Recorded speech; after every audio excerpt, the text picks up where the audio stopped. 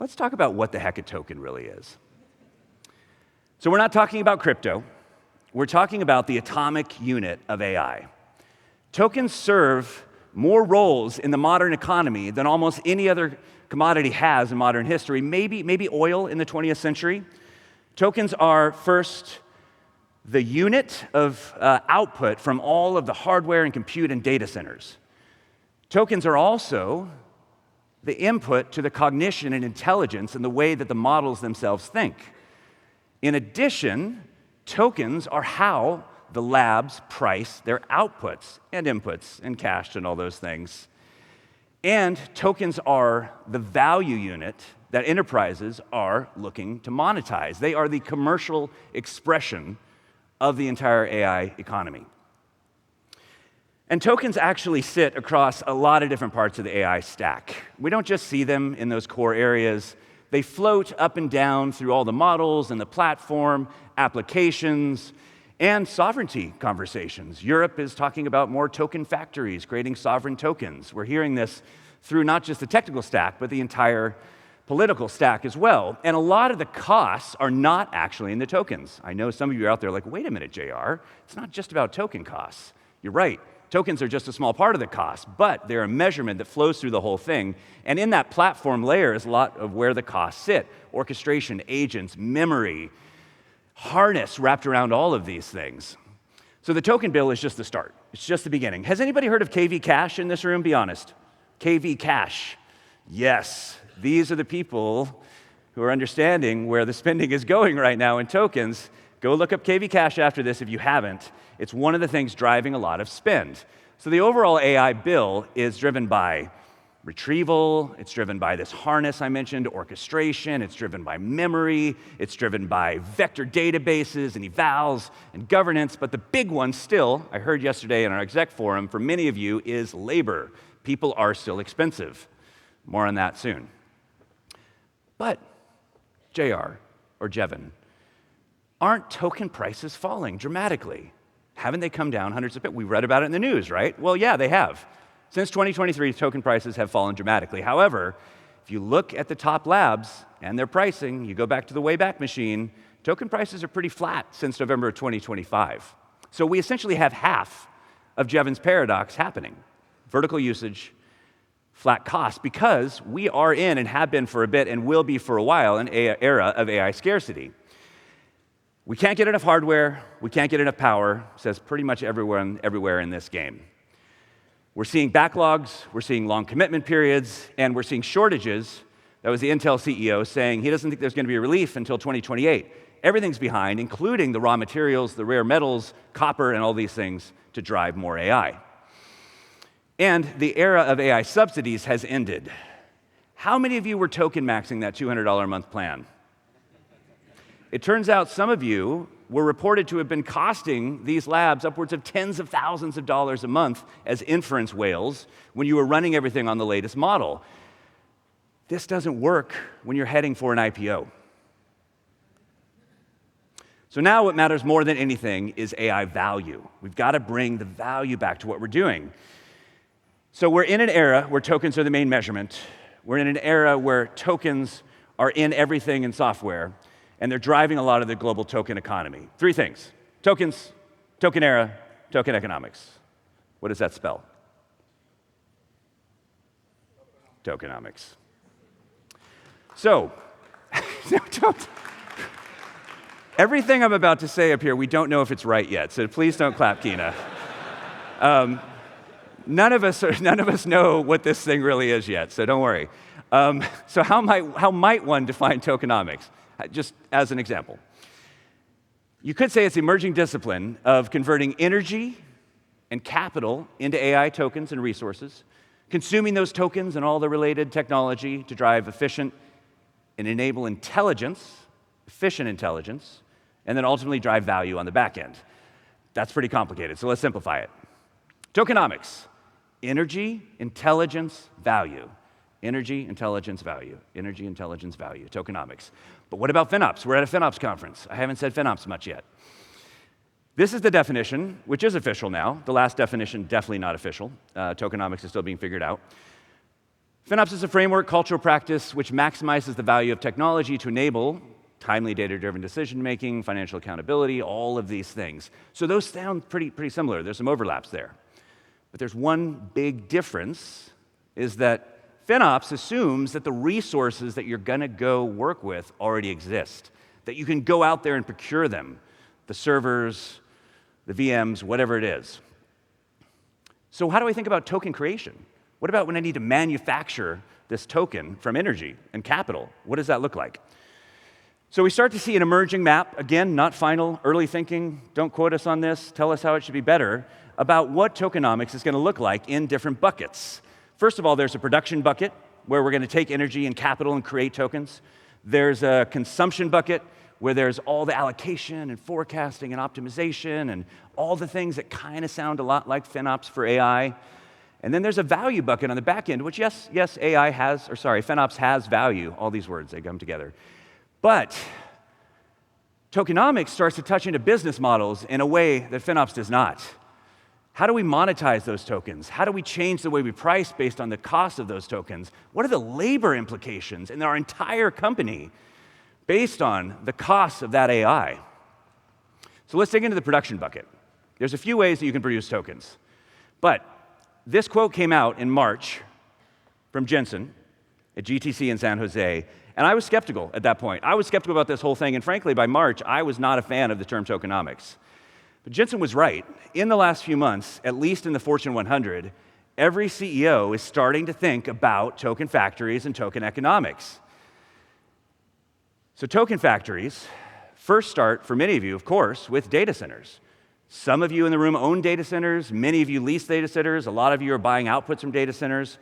But increasingly, we're starting to see token creation on the edge. The enthusiasts in the room will have Mac Minis cranking them out. There's one or two folks in the audience who have giant garages full of NVIDIA hardware. You know who you are.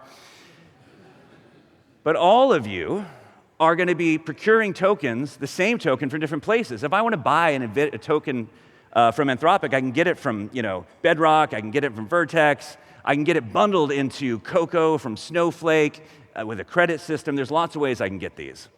You might even start to get tokens from data centers in space. We'll see. There's a Gartner article about this. You can check it out. We'll see if they actually come true. So, what does this look like?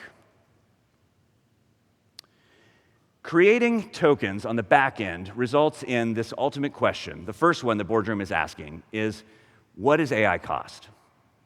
Right? Pretty basic question. And that's where we get into that middle layer, the consumption layer, the FinOps-y stuff. How do I estimate? I'm laughing because there's a correlation between the really advanced AI companies and how bad they are at forecasting their AI spend. The more AI you're using, the worse you are at forecasting your spend. This efficiency layer, though, is what's going to drive your cost. Pinterest is in the audience. He's going to be up here on the stage tomorrow. They have a tokenomics model that blew my mind. I just heard about this last week. We were so excited we're going to put them in the keynote tomorrow. But they're talking about the consumption layer all the way down from the silicon, even though they're just talking about cloud, hardware, inference, capacity, quantization. Say that 3 times fast. And at the top, model, routing, and governance. This is a whole new way of looking at this. So tomorrow, come hear the deeper dive on this stage about what they're doing. We also are hearing a lot from Adobe. Yesterday, Adobe was in our executive forum. Adobe's been at scale in cloud for 15 years. They've been doing FinOps for 10 plus. They're blowing things up with a whole new model they call Big T. Big O for the computer science folks in the room. They've got Big T. This is about model routing, prompt architecture, caching, abstraction, transparency, and ensuring the right workloads in the right places and the right hardware, of course.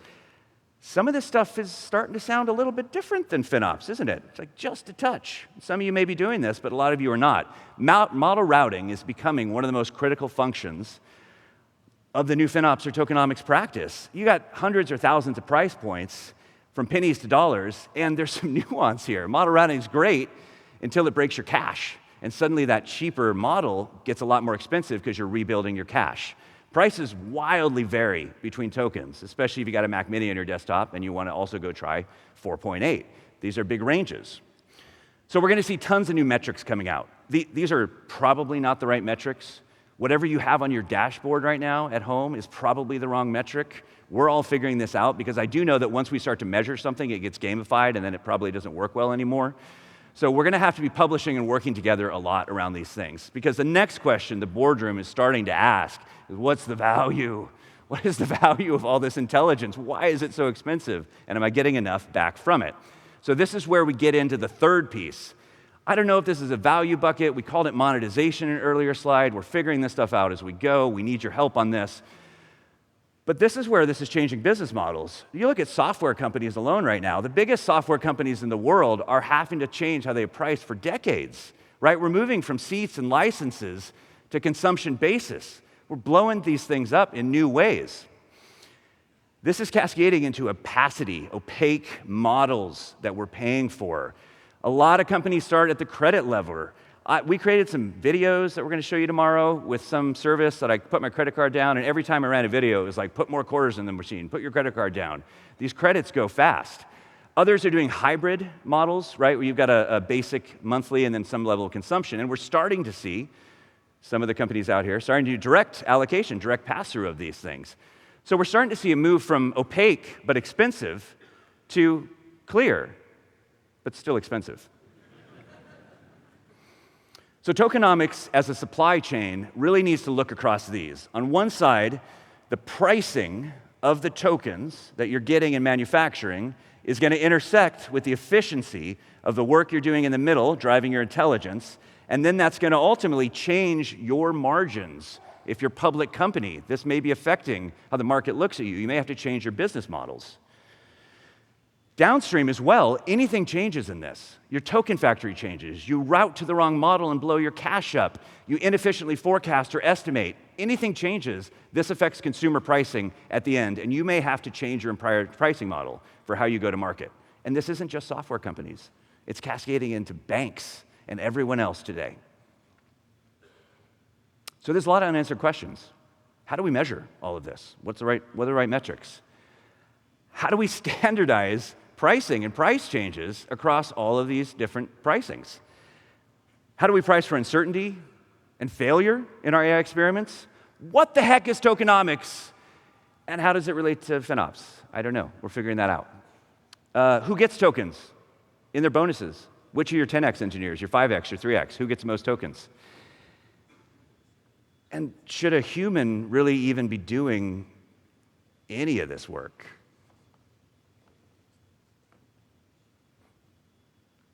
Who still has unanswered questions? If you're not raising your hand, I don't really trust you right now. So this is why we are announcing the Tokenomics Foundation. The Tokenomics Foundation will be a vendor-neutral home for solving and hopefully defining some of these token economics questions that we all still have together. We're going to aim, as we did with the FinOps Foundation, to bring together the biggest consumers of this new technology, before it was cloud, now it's tokens, with the biggest suppliers, which is an entirely different ecosystem. Yes, the clouds, and you're going to hear a lot from them, but also the inference providers and the neo clouds and the hardware providers and the frontier model providers. These are all new players in this ecosystem. This is greenfield, right? This is all net new. We have so much to do. Somebody backstage told me there's no way you can do all of this, and yeah, we need help. We need all of your help to figure this out. We have some great early supporting companies. You've probably heard of a few of these. I think every single one of them is here today.